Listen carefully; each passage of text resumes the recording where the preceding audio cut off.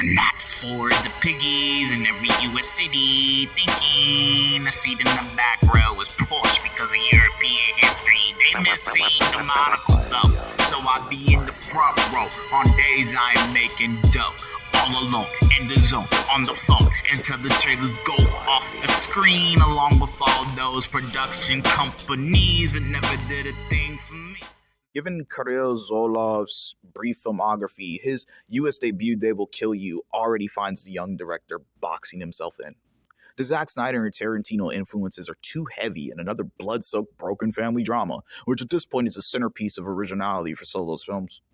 I commend the effort that Solov took for deciding to film this picture in South Africa, even if it was filmed in the overwhelmingly blur-populated Cape Town, and for deciding to get both Zazie Beetz and Mayala to co-star, two B-list but effortlessly noticeable black women who run with the opportunity to finally headline a flick instead of languishing as supporting actresses, a role which these two intergenerational sex symbols have excelled at, but should have never been pigeonholed into in the first place.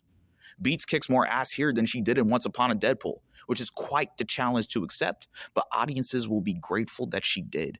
Really, since the film draws so deeply from Tarantino and Snyder that entire pivotal sequences in this film could be inserted into Four Rooms, Kill Bill, and Sucker Punch, and none of these films would miss a beat, it would be easy to write off Solo's US debut as a shameless ripoff.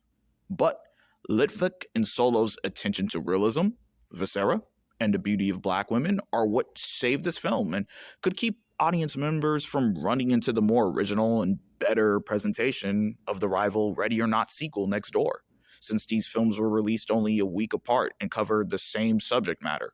Two sisters race to save each other from the magical machinations of a dark coven. The only big difference here are the palette swap of the sisters, which pushes They Will Kill You into a more niche direction than its competition, as well as the far more loose lens that Solo films with here. Whereas Ready or Not 2 is more feminist-leaning, given the factor of maturicide, Solo's film scraps that in favor of pandering towards male viewers by delivering the vision of the goddess that is Beetz, running around in a Fruit of the Loom, shaking off the effects of a chloroform rag in one instant, to slicing and dicing with the aura of a raging Ronin for the duration of the feature, all performed in a crop top and some sweats that give off a solid VPL like Beetz was trying to get attention at the local Walmart. Instead, she opts to keep the audience's attention as she fights for the soul of her sister, who, in her own right, looks so good selling a right that her time spent playing possum on the floor in multiple scenes in They Will Kill You makes me wonder why Mayala never opts to become a professional wrestler. And just like women's professional wrestling, yes, this film is loaded with plenty of violence against women, which at times strike a nerve as Beetz and Mayala get stabbed, beat, shot at, and more, all in glorious slow motion. But this is a film that remixes its best material from Snyder and Tarantino, who are legends in the film of making films that feature femme fatales that look good fucking people up and just so happen to look good getting fucked up as well. I mean, this is a picture that has a cult surrounding a pig god. Having a little bit of misogyny in you is a requirement to watch They Will Kill You, and Solov doesn't shy away from the colorful material that has gotten his heroes flack over the years. Aside from the annoying song placements that will not age as well as a RZA, Kill Bill, or Junkie XL, Justice League, soundtrack, my only big issue with Solov's US debut is that They Will Kill You is more of a tribute film than an actual original. Time will tell if he's able to come up with a fresh concept, but the only reason this recycled material works so well here is because of the casting decision of placing Zazie Beetz and Mayala in the lead positions, boosting their respective filmographies and their rightful rankings as sex symbols. This film will forever stay in my head because of particularly the selection of Beetz for top billing, and I am satisfied with this depiction of her. A woman who I've criticized in the past for bedwenching on and off screen, instead flipping the script here with a consistent vitriol for her Caucasoid father and focusing her sword on Caucasoid faces. Shoehorn symbolism, as plenty of other instances are that could be pointed out in this film, that by the end has an insultingly spelled out MacGuffin for the slow members in the audience. But despite these flaws, I will be rewatching this film multiple times for the way that he captured the beauty of two oft whispered about sex symbols of this day. They Will Kill You, in this case, as a vehicle, is the perfect screen. Now, whether Solov is able to get himself out of the typecast of a wannabe splatter-packed director is up to him.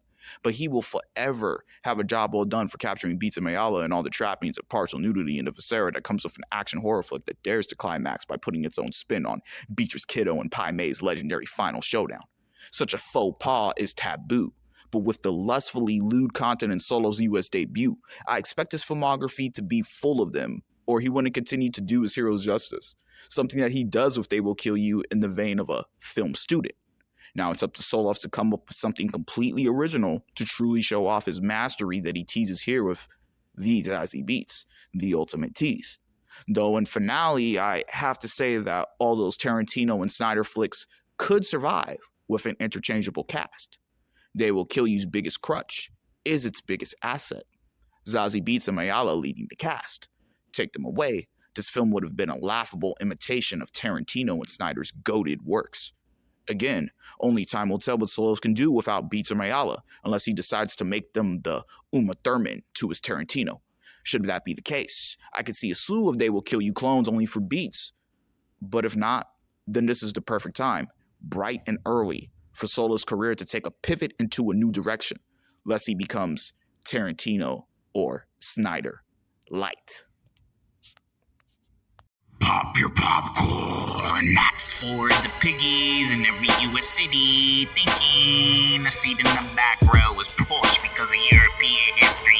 They miss seeing the monocle though, so I be in the front row on days I am making dough. All alone, in the zone, on the phone, until the trailers go off the screen, along with all those production companies that never did a thing for me.